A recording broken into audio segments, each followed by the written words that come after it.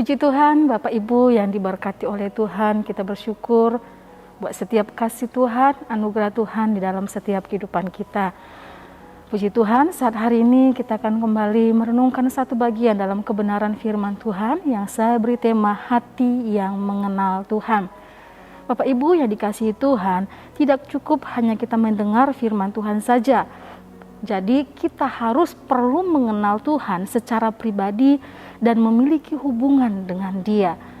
Tidak cukup hanya kita baca firman Tuhan tetapi hanya lewat begitu saja, tetapi bagaimana firman Tuhan itu menjadi bagian dalam hidup kita dan kita mengenal Tuhan kita dengan baik. Siapa Allah kita, siapa Tuhan kita, siapa Allah yang kita layani dan kita sembah. Saat hari ini kita akan belajar akan kebenaran firman Tuhan. Kita buka dalam Yeremia pasal 24 di ayat yang ke-7. Yeremia pasal 24 di ayat yang ke-7 saya akan bacakan untuk kita firman Tuhan. Aku akan memberi mereka suatu hati untuk mengenal aku, yaitu bahwa akulah Tuhan, mereka akan menjadi umatku dan aku akan memberi mereka suatu hati untuk mengenal aku, yaitu bahwa akulah Tuhan, mereka akan menjadi umatku dan aku ini akan menjadi Allah mereka, sebab mereka akan bertobat kepadaku dengan segenap hatinya. Puji Tuhan, Bapak Ibu yang diberkati oleh Tuhan, ini adalah satu perkataan Nabi Yeremia kepada umat Israel, kepada umat Yahudi, pada umat pilihan Allah. Bapak Ibu yang diberkati oleh Tuhan, pasal ini menunjukkan bahwa bangsa Yehuda telah dibuang ke tanah Babel. Pembuangan adalah strategi perang untuk membuat bangsa yang kalah tak mampu bangkit lagi. Dan biasanya orang yang dibuang adalah orang-orang yang terpenting. Biasanya pemimpin golongan-golongan penting di satu bangsa, bahkan orang-orang pandai, orang-orang yang sangat pintar. Kita bisa melihat bagaimana Daniel, Sadrak, Mesak, dan Abednego. Mereka adalah orang-orang yang terpandang, mereka adalah orang pintar di tanah Yehuda, mereka yang dibuang. Ini adalah strategi perang supaya bangsa yang ditaklukkan tidak lagi bisa berdiri. Bapak Ibu yang diberkati oleh Tuhan, kalau kita baca keseluruhan pasal ini, pasal 24, kalau lembaga Alkitab memberikan judul di sana adalah penglihatan tentang dua keranjang buah ara. Mereka memandang bahwa pembuangan ke tanah Babel itu adalah sebagai penghukuman Tuhan. Itu mereka anggap seperti buah ara yang tidak baik, buah ara yang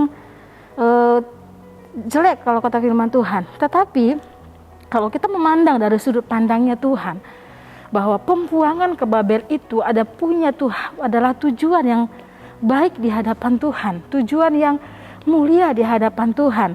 Kalau di ayat yang kelima di sana dikatakan, beginilah firman Tuhan Allah Israel, sama seperti buah ara yang baik ini, demikianlah aku akan memperhatikan untuk kebaikan orang-orang Yehuda yang kubawa dari tempat ini ke dalam pembuangan ke negeri orang Kasdim. Dengan kata lain adalah mereka yang dibuang ke Babel atau buah ara yang baik. Tuhan ketika orang memandang bahwa orang yang dibuang ke Babel itu adalah seperti buah pohon ara yang tidak baik.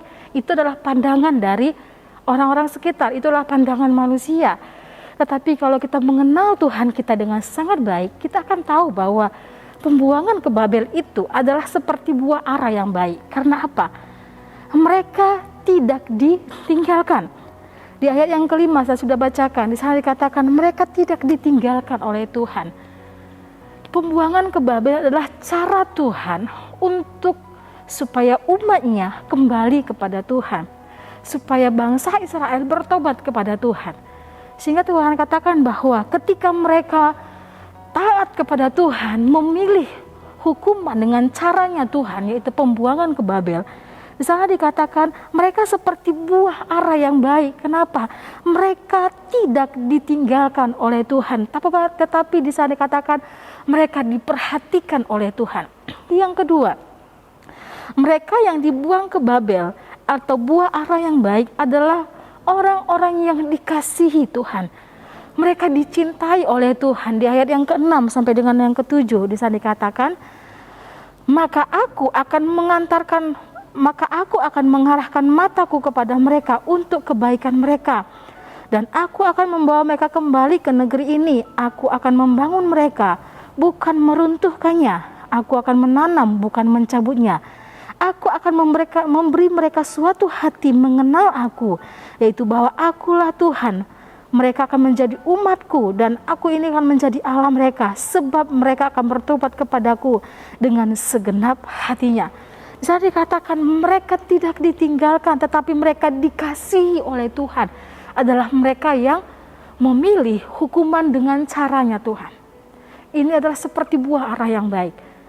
Mereka memilih dengan caranya Tuhan. Mereka dikasihi karena hukuman itu adalah cara Tuhan, adalah keadilan Tuhan kepada orang-orang yang tidak mau taat akan Tuhan.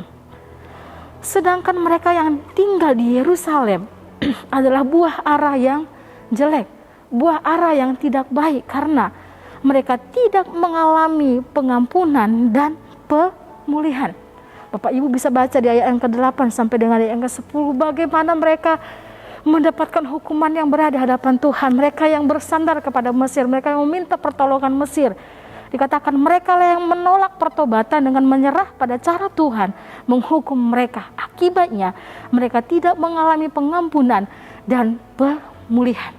Mereka tidak diperhatikan sekalipun mereka tetap tinggal di Yerusalem. Mereka ada di sana. Mereka ada di tanah milik pusaka yang diberikan Allah, tetapi di sana Tuhan tidak memperhatikan mereka. Bangsa Babel datang menyerang mereka kembali dan memporak-porandakan daerah itu. Mereka tidak dikasihi oleh Tuhan. Bapak Ibu yang diberkati oleh Tuhan, ketika kita mengenal Tuhan kita dengan sangat baik, maka kita akan sadar bahwa setiap hal yang terjadi, setiap hal yang Tuhan izinkan terjadi dalam setiap kehidupan kita, itu Tuhan izinkan untuk kita lebih mengenal Tuhan dengan baik, untuk kita bertobat dari segala kesalahan kita, untuk kita bertobat dari segala perbuatan kita yang tidak baik itu. Bapak Ibu yang diberkati oleh Tuhan, begitu juga dengan setiap kehidupan kita sebagai orang-orang percaya. Kita diminta untuk mengenal Allah kita dengan sangat baik. Banyak orang yang tidak mengenal Tuhannya.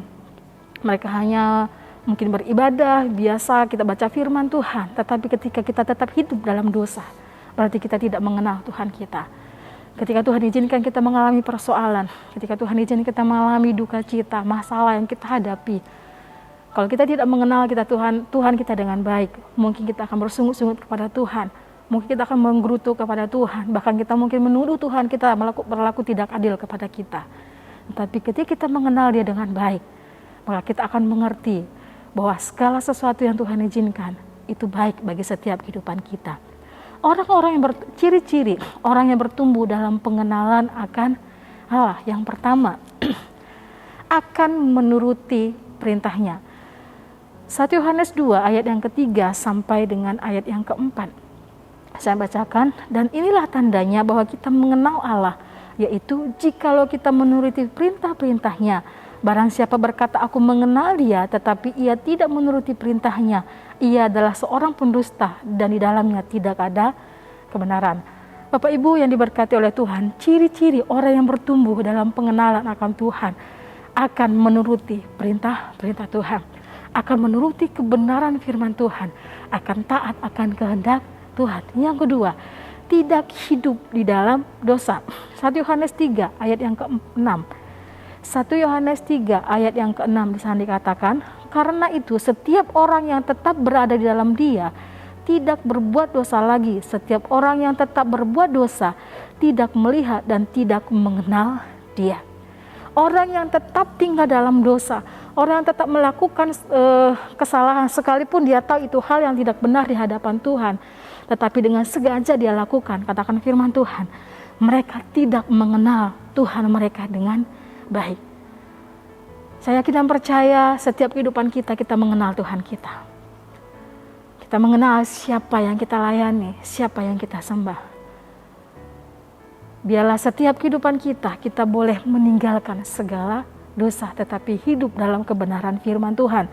Yang ketiga, hidup di dalam kasih. 1 Yohanes 4 ayat yang ke-7 sampai dengan ayat yang ke-8.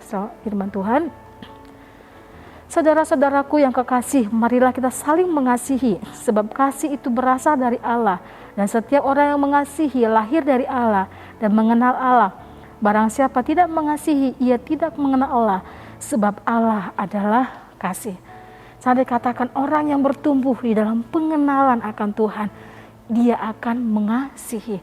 Kasih kepada Allah, kasih kepada sesama, mengasihi orang-orang sekeliling kita, bahkan mengasihi orang yang menyakiti kita, mengampuni, memaafkan setiap kehidupan orang yang menyakiti setiap hati kita. Karena apa? Tuhan kita adalah Tuhan yang penuh kasih. Seperti Dia mengasihi kita, seharusnya kita juga mengasihi orang-orang yang ada sekeliling kita. Bapak Ibu yang diberkati oleh Tuhan, jadi seseorang yang sungguh-sungguh mengenal Allah akan bertumbuh dalam keintiman. Dengannya hidup akan ditandai dengan integritas, kekudusan, hikmat dan kapasitas yang berkembang untuk menghasilkan buah-buah kebenaran. Bapak Ibu yang dikasihi oleh Tuhan, biarlah setiap kehidupan kita sebagai anak-anak Tuhan, segala hal yang terjadi dalam setiap kehidupan kita, kita belajar untuk memandang dari cara pandangnya Tuhan. Ketika kita mengenal Tuhan dengan baik, hati yang mengenal Tuhan dengan sangat baik, kita akan sadar bahwa apapun itu atas izinnya Tuhan. Tuhan izinkan kita mengalami penyakit, Tuhan izinkan kita kehilangan, Tuhan izinkan kita mengalami masalah. Supaya apa? Membawa kita lebih dekat dengan Tuhan. Supaya apa? Kita mengenal Tuhan kita dengan baik. Supaya apa? Supaya kita boleh melihat mujizat-mujizat Tuhan yang Tuhan akan kerjakan di dalam setiap kehidupan kita. Puji Tuhan, Tuhan Yesus memberkati setiap hidup kita. Kita akan berdoa. Terima kasih Tuhan, terima kasih Bapa buat setiap kasih-Mu dalam setiap kehidupan kami, memberkati firman-Mu. Biarlah firman Tuhan yang menjadi kekuatan dalam setiap kehidupan kami. Biarlah kami mengenal Tuhan kami dengan baik, karena Engkau Allah yang ajaib, Engkau Allah yang luar biasa di dalam setiap kehidupan kami. Berkati, materikan firman-Mu di dalam setiap kehidupan kami. Terima kasih Tuhan, terima kasih Bapa. Berbahagialah keluarga GPD SAD Magelang yang takut akan Tuhan, yang hidup menurut jalan yang ditunjukkannya. Apabila keluarga GPD SAD Magelang memakan hasil jerih payahnya, keluarga GPD SAD Magelang berbahagialah keluarga GPD SAD Magelang, dan baiklah keadaan keluarga GPD SAD Magelang. Terima kasih Tuhan, terima kasih Bapa. Jadilah kehendak Tuhan di dalam setiap kehidupan kami. Dalam nama Tuhan Yesus Kristus kami berdoa mengucap syukur. Haleluya. Amin.